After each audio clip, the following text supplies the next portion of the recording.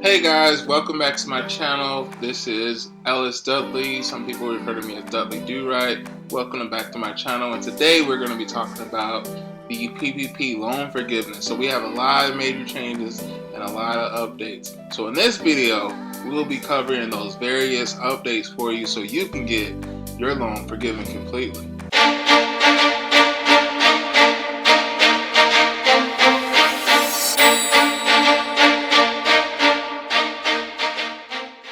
Now, I am the president and founder of Dudley Accounting Services, which we specialize in tax advisory and general accounting.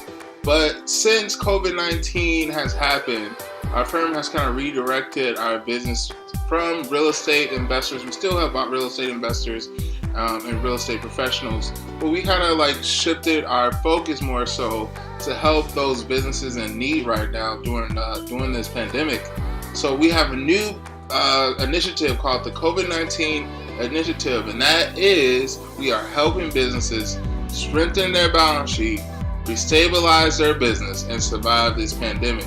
A lot of people are using the PPP loan to kind of as a supplement to pay their employees, because their income is low, they're not getting as much business as before, so they're using the PPP loan to pay employees, and also they're using it to pay rents and different lease obligations, like if they have equipment that they're leasing, or if they have a car that they're leasing, they're using it for this. But the main thing is a lot of people don't know about the PPP Flexibility Act that was passed just recently on June 5th, 2020. So we're going to be talking about various things that's been going on with the PPP Flexibility Act that was enacted on June 5th, 2020. And the first thing I kind of really want to go over the purpose of the loan. I really want to get people to know the purpose of the loan. The purpose of the loan is to maintain employees' salaries / pay rates that existed before the pandemic. So if you had 10 employees in January and February and you had to lay off 2 of them, that's going to affect your loan amount, your loan forgiveness amount. So we're going to be going over that, the full-time employee level. So we're going to be going over that calculation for you guys.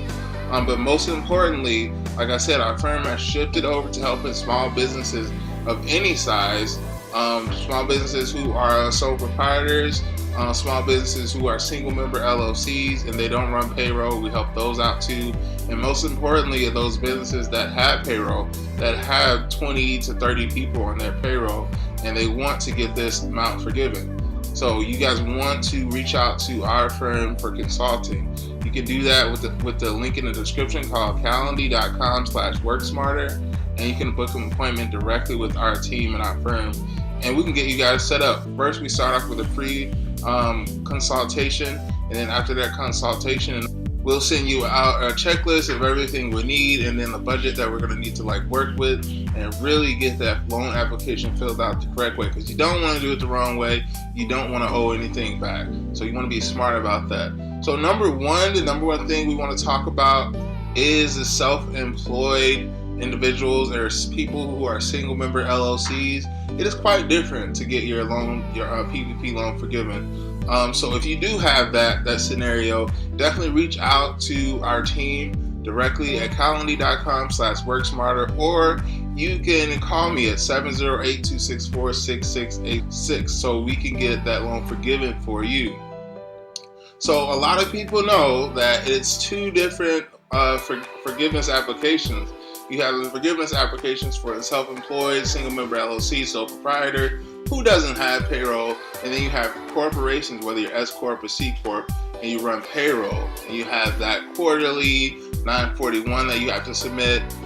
These are those people. So we have 2 different things that we're going to be talking about today. So the number one thing I think is the most complicated, because things are constantly changing. So on June 5th, they just put out that the PPP loan has a Flexibility Act attached to it. So a lot of things have changed. So we're going to get to it. So the number one thing that changed is the cover period. So the cover period before the June 5th, 2020, when this Flexibility Act came out, the cover period was only 8 weeks. So you had a lot of businesses get over 10 $10,000 or they have $50,000 that they have to hurry up and use within this cover period so that they can get it forgiven. That is no more. The cover period is now 24 weeks. That is 6 months to use up your PPP loan towards payroll costs, and then use the rest of the money for allowable costs. Now there are some restrictions on like how you have to spend that. It used to be 75% had to be spent on your payroll. Now it is 60% has to be used on payroll costs, and 40% is used for other allowable costs such as rent. So if you have a storefront, it covers your rent. If you have leasing equipment, so you have equipment that you're leasing, you have a car that you're leasing, you get to use this 40% for those different expenses. If you have any mortgage interest, you get to use those expenses. If you have any utilities or anything, you get to use this loan for those to cover those expenses. So any other interest on major debts that your company has, you get to use a PPP loan for. So another thing that we want to be mindful of is, so before they had the 75% had to be used on payroll, that is no longer. Now you have 60% has to be used on payroll. But when we had the 75%, if you didn't use 75% on payroll, you just didn't get your loan forgiven. There was a cliff.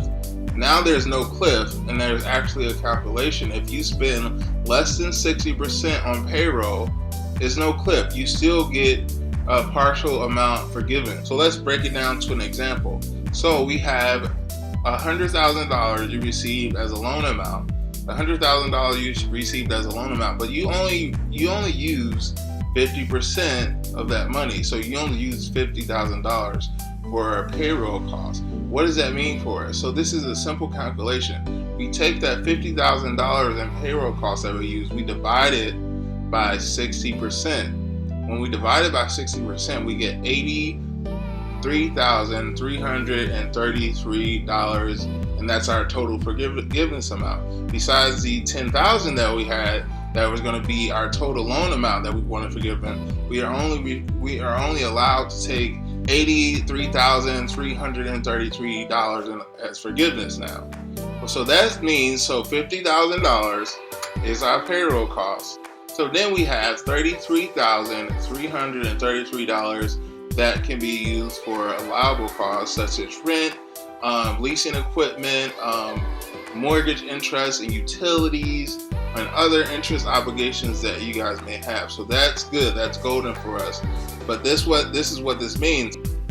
So now that only $83,333 is allowable forgiveness, you have to now pay back to $16,667 is unforgivable. So you have to pay that money back. Nobody wants to do that. So all of my clients and all the clients, you should start to get that payroll cost to 60%. And it's pretty easy. Now that our cover period is stretched from 8 weeks to 24 weeks, now you have an open window to kind of reach those levels and get to 60% payroll costs. You just have no problem with doing that. And the reason why they created this Flexibility Act and increased the cover period is because you have businesses who were directly affected by COVID-19 that couldn't necessarily open. Like say if you had a restaurant, you can't necessarily open your doors and still have income coming in like that. Or if you received a PPP loan and you got the money, how are you going to spend your money in 8 weeks if you don't have your doors open as a restaurant? It's pretty hard to do that. So they gave a 24-week cover period now that you get to use that money.